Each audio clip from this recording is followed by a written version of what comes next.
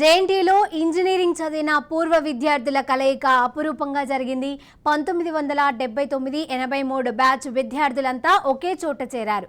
దాదాపు 40 ఏళ్ల అనంతరం కలుసుకున్న విద్యార్థులంతా ఒకరినొకరు హగ్ చేసుకుని ఆనాటి తీపి జ్ఞాపకాలను నెమరు వేసుకున్నారు.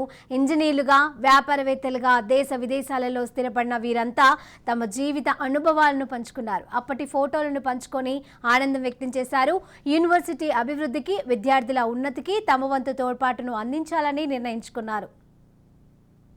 అపూర్వ కలయిక అంటే ఇదేనేమో అనిపిస్తోంది. ఎందుకంటే 40 ఏళ్ల తర్వాత తమ తీపి జ్ఞాపకాలను పంచుకుంటూ చాలామంది 1979 నుంచి 1983 వరకు 4 సంవత్సరాలు జేఎన్టీయూలో తమ ఇంజనీరింగ్ విద్యను అభ్యసించి ఇప్పుడు దేశ విదేశాల్లో కూడా స్థిరపడ్డారు.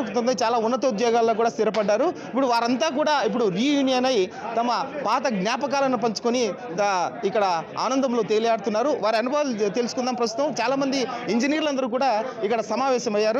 సార్ చెప్పండి సార్, మీరు ఏ బ్యాచ్లో చదివారు? మీరు పేరు రవిప్రకాష్ నాయుడు, 79-83 ఇంజనీరింగ్ చదివాము. ఇక్కడ నా branch electronics and communication engineering. తర్వాత ఇక్కడ 2 years అయిన తర్వాత సో లక్కీ దట్ ట్రాన్స్ఫర్ అయిపోయి నేను కాకినాడ వెళ్ళాను. కాకినాడలో 2 years చదివాను. So that I got 2 batches. ఇక్కడ గ్రూప్ అక్కడ గ్రూప్ ఉన్నది.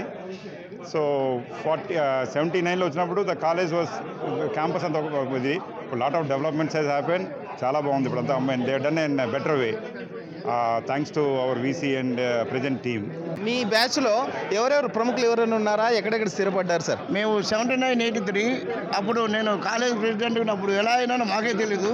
ఆ దాంట్లో అంటే దాదాపు ఇప్పుడు నేను జిఆర్ రెడ్డి అని వచ్చాడు, ప్రిన్సిపల్ కమిషనర్ ఇన్కమ్ ట్యాక్స్. అతను Karnataka plus go incharge ENC. అంటే ప్రతి ఒక్కరు ఈక్వల్, వాళ్ళకేం తక్కువేం లేదు. ఒకరిని కూడా సార్ అను, ప్రతి ఒక్కరు రే అంటాం. ఈ కాలేజీ జేఎన్టీ అనంతపురం మాకంతా లైఫ్ ఇచ్చింది. అద్భుతమైన కలయిక. 40 వసంతాల తర్వాత మేమందరం కలుస్తున్నాము. ఇది 40వ పునః కలయిక మాది. 1979-83 batch JNTU college of engineering. ఎంతో ఉత్సుకతో, ఉత్సాహంతో దేశాల్లో వివిధ ప్రాంతాల్లో ఉండే వాళ్ళందరూ వచ్చారు. వేరే దేశాల్లో, ఇతర దేశాల్లో ఉండే వాళ్ళు కూడా వచ్చారు. మేము అందరూ 60 దాటిన ఈరోజు అంటే నిన్న ఈరోజు 20లోకి వెళ్ళిపోయాం.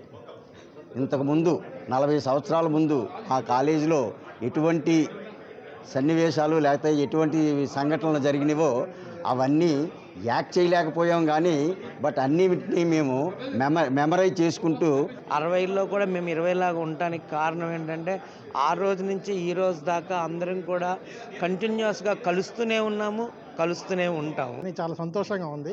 మా వయసు 60 అయినా 20లోకి వెళ్ళిపోయాము. ఇప్పుడు అంత చక్కగా జరిగింది. ఇది చాలా అపూర్వ కలయిక. ఇది 60లో 20 లాగా ఇప్పుడు 40 ఏళ్ల తర్వాత కలిసిన ఇక్కడ ఇంజనీర్లందరూ కూడా ఎంతో ఆనందోత్సాహాలతో ఒక పండుగల వేడుకల ఈ కార్యక్రమాన్ని చేసుకుంటున్నారు. ఎందుకంటే 40 ఏళ్ల క్రితం జేఎన్టీయూ ఇంజనీరింగ్ కాలేజీలో ఇంజనీరింగ్ విద్యను అభ్యసించిన వీరందరూ కూడా ఇప్పుడు దాదాపు రిటైర్ అయిన వ్యక్తులు కూడా ఉంటారు. వారందరూ కూడా ఇప్పుడు చిన్నపిల్లల ఒక యువతల కేరింతలు కొడుతూ ఈ కార్యక్రమాన్ని నిర్వహించుకోవడమే కాకుండా తాము చదివిన విద్యా సంస్థకు అంటే జేఎన్టీయూ విద్యాలయానికి తమ విరాళంగా అందజేసి తమ తోడ్పాటును అందిస్తున్నారు. కెమెరామెన్ కేశవతో సాయి ప్రసాద్, రాజ్ న్యూస్, అనంతపురం.